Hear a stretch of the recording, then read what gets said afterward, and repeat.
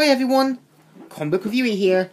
This time reviewing on Beware the Batman. Now, as you know, after Brave and the Bold ended, DC Comics and Warner Brothers wanted to work on a new Batman series, so we got Beware the Batman. Now, there are some differences in the story. For example, Alfred is now portrayed as being a bit more muscular and buff, and Bruce Wayne now deals with different villains of the week instead of Catwoman, or Penguin, or Scarecrow, or so on. So instead, other characters fill in different slots. For example, Magpie fills in Catwoman due to her love for Batman, and so on. Plus, Professor Pig's violent attitude is toned down due to the fact that in the comics, he's not exactly kid-friendly. What's interesting is that we were introduced to another DC character known as Cortana.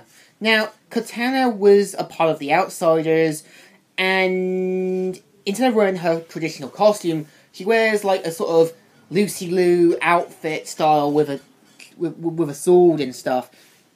Now, the problem is, I think at the same time, is that the show missed a lot of good opportunities.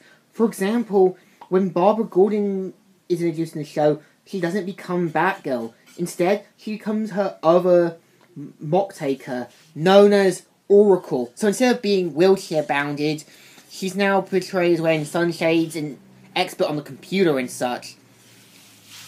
Now, what's also differences is that Professor Pig and Mr. Toad are meant to be portrayed as environmentalists. You know, protecting the environment and all that stuff. They're kind of like ecomaniacs.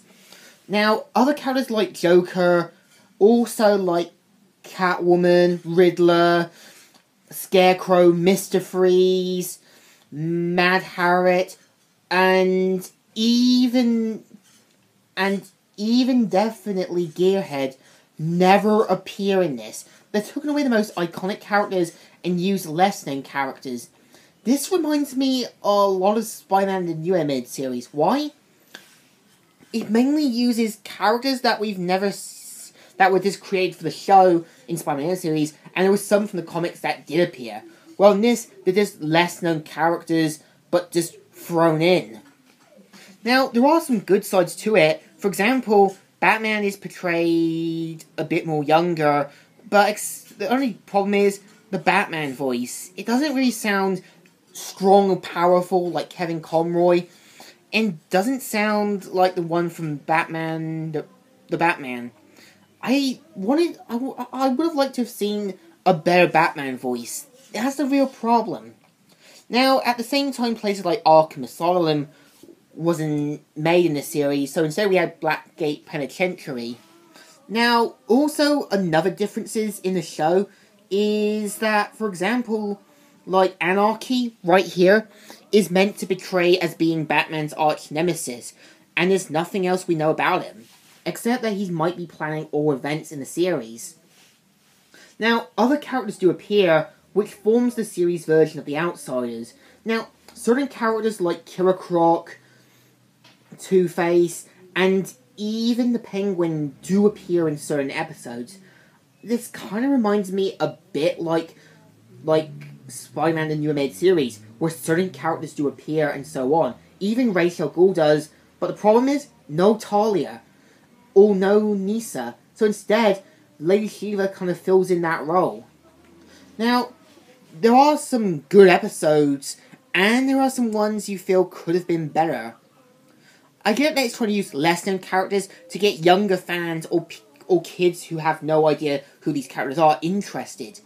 Again, I sometimes do that with my fanfic stories with Spider-Man or so. And I think there are some good episodes and some bad ones. And it kind of hints that the show takes place in the same universe as Green Lantern the Animated Series. Why? Similar art style, similar graphics, similar designs. So, what do you think of the Beware the Batman? It's not a bad show, and I do recommend it for anyone who might want to be interested in something different. But unfortunately, there is no second season, and this just ended after its first season. So I give this a thumbs in the middle. It's alright, but could have been better. So, Comic Reviewer here, signing out.